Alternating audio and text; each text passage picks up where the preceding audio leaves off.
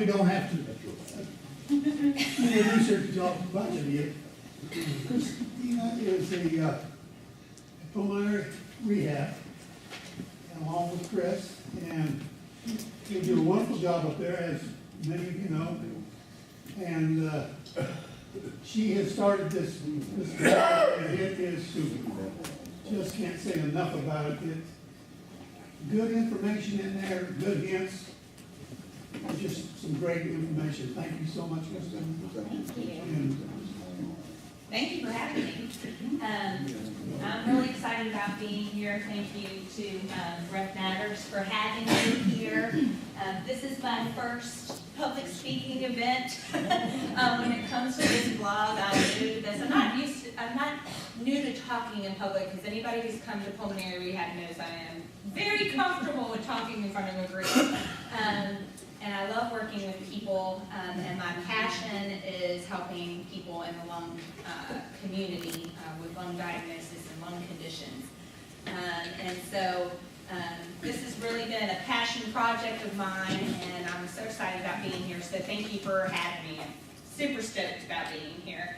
And before I begin, to add to introducing ourselves, I just, and this has been kind of a new development in the last month, I just signed on to be the Virginia State Captain of the COPD Foundation. And so that was kind of an honor. I had contacted them to say, hey, I started this blog, and you know, just want to get my name out there and let you know I'm in the community, I'm in Virginia.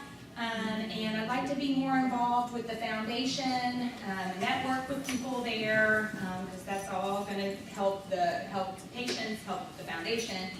And so the vice president of their community relations, or whoever sets up the state captain, she called me, and I felt like I was talking to an old friend. I mean, she was awesome. She was a respiratory therapist.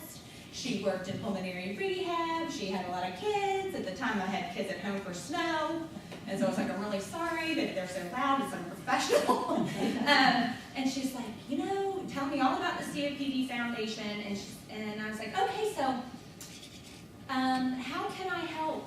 How can I get involved? She goes, how about be the state captain? And I was like, okay, yeah, I can do that. So I'm not sure yet what I had signed up for in its entirety. I know that I'm going to be a community resource for people, which I think I'm kind of already doing. I know that when there is new, law or policy that might affect Medicare and potential COPD patients, that they will help me get the word out to contact your senator or congressman or whoever. They're in charge of figuring all that out. I'm in charge of, disseminating the information to people. And so that would be kind of cool. Not really something I've ever done. And then also when they have things like lung expos and things like that, that have the opportunity of, being available to the public. So I'm still kind of working my way through the material, and I have to participate in a webinar with them on a monthly basis. But I'm excited about being that resource, so I think I can be that resource for you once I know what I've gotten myself into. She says I'll have all kinds of access to patient ed materials for COPD patients, and so, what would be better, not only for the rehab setting, but also to help your group out as well. So I'll make sure I stay in contact about that, and so I'm excited about what I've signed up for. Just not sure exactly what all that is yet, but it should be fun and definitely an experience. So, a little bit about myself, if I can work this PowerPoint as a newbie. This is my family. I am a wife and mother. I say that's my first job. I'm a wife and mother, my wife to Dan, mom to Foster, Asher, and Caroline. Caroline was our little silver lining that we weren't planning coming, but she's the first granddaughter in our entire family. So my parents love that. And she really is a light, and has just been, the cherry on top to our family. I was born in Richmond, Virginia, raised out in Hanover County, went to Lee Davis High School, From there, I went on to Virginia Tech. My grandfather was a Hokie, my dad was a Hokie, I'm a Hokie, maybe one of my kids is a Hokie. And so I really enjoyed my experience there. I started out as a biology major and realized that I was more interested in the human part of it than all the living things in the world. So I transitioned over to majoring in the science of food, nutrition, and exercise. Loved it. It was a great experience, loved what I learned there, and loved the fact that I can apply some of that out of the hollows of my brain to the blog as well. It kind of gave me a good base for some nutrition knowledge, some fitness knowledge, but come senior year, I did not have a job. All the engineering majors and business majors at Tech were getting highly recruited. And I come home for winter break or Christmas break, and I actually was at Christmas Eve service at my parents' church, and I run into the clinical coordinator for the respiratory therapy program at J. Sargent Reynolds, who's been a family friend for years. I dated her son. There's just a lot of family relations there. So, and she said, "Well, what are you going to do when you graduate?" And I was like, I've got this really great degree, but it doesn't really set me up for anything. So I said, I'm not really a licensed personal trainer. I would really need to go to graduate school to be a dietitian or be a nutritionist. I'm not an exercise physiologist per se, but I've got a good foundation and all that. And she said, well, have you ever thought about healthcare? I was like, well, yes, actually, I've been looking at nursing programs and things like that I could possibly do after graduation.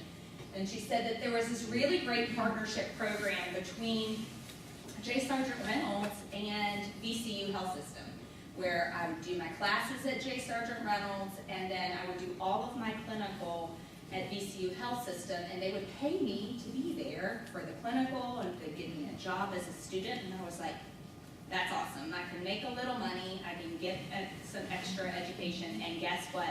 It's paid for by the hospital. And I was like, yes. Because mom and dad had said, we'll get you 4 years worth of college, but after that, kid, you need to get some loans and take on the extra education on your own. So I went and finished my program at J. Sargent Reynolds. I became a registered respiratory therapist. There's a couple different types of therapists back then. When you graduated, you could be certified or registered, kind of like a nurse. You could be an LPN or an RN. So I graduated with my RRT, and then VCU did not have a job. They were on a hiring freeze. And so it kind of voided my contract to work with the hospital and have to pay them back. And from there, I went on to St. Mary's. I was at St. Mary's for about 7 years. I did a lot of adult critical care. At that hospital, I also became a neonatal pediatric specialist. I worked in NICU and PICU. I did adult critical care, actually all kind of critical care transport, adult and neonatal and pediatric. And then I became clinical educator of our department. I was just working hard, grinding it, putting those hours in, taking call, and then I had my first baby. And I said, oh, all this call, all this shift work, and my husband works shift work up at North Anna Nuclear Power Plant. And I said that we can't both be out in the middle of the night. So maybe I need to start looking for more of a Monday through Friday. And that's when I came to Chippenham Medical Center 9 years ago. And I'll never forget that date. I was so excited. It was a totally new environment for me.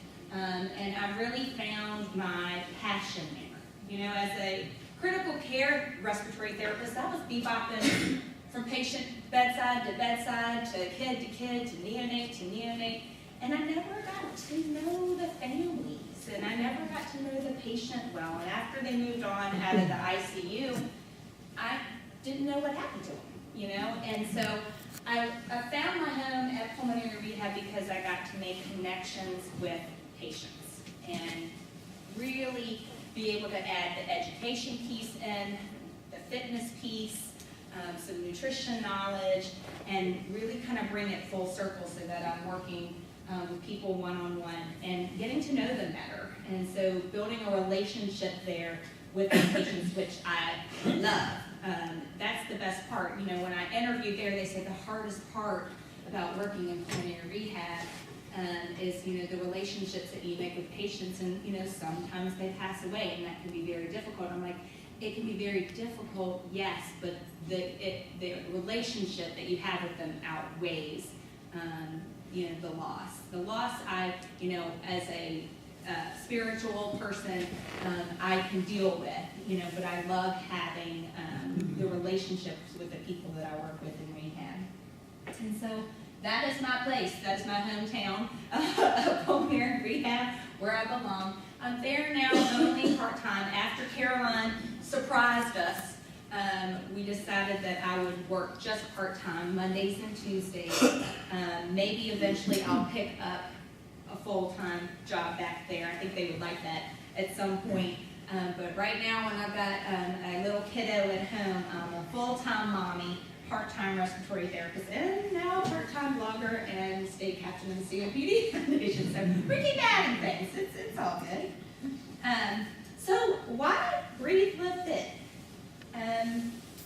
We were driving back from Hilton Head, South Carolina, where we like to vacation, and I was telling my husband, hey, you know, we've got a waiting list in our pulmonary rehab to come in and work with us. It's at least a month long. It takes at least a month to get brand new patients started with us. In our busy season, we're working a month and a half, sometimes 2 months out. And that's a testament to, I feel like, how well we run that program. And I have to give a lot of credit to my mentor, Chris Bashada, who I work with. Chris built our pulmonary rehab program there from the ground up. It was her idea to start it, and then when she got it going and it became busy, I was able to come on board. And when I first started, we were seeing about, a busy day was about 17 patients, and a busy day now is like 38 to 40 patients a day between 2 people. And to say that we have the wait list, so sometimes we fret, we're like, oh, I hope we have space for all the people we scheduled, but it's, you know, it's such a blessing to be able to have that good name in the community, that we're doing something right. If the referrals are stacking up and we're seeing lots of patients, then we're doing our job and people are enjoying it and getting something of it. So the conversation came up of why, you know, how can I get this information to these patients, the education portion, to them before I see them? You know, sometimes we don't get the referral ever. And that's a little frustrating, and frustrating for the patient when they come in to work with us and they say, how come my doctor never went over this with me? And I'm like, well, you know, they're busy in the offices and things like that, but, you know, sometimes it's just because for whatever reason, they may not come to mind to talk about activities of daily living and the ins and outs of living with the condition. They're kind of putting out fires a lot of times in the physician offices. And so sometimes we never get the referral. Sometimes when we get the referral, it takes a while to get them the education. And then sometimes it's so much information in the beginning that it's kind of going in one ear and out the other.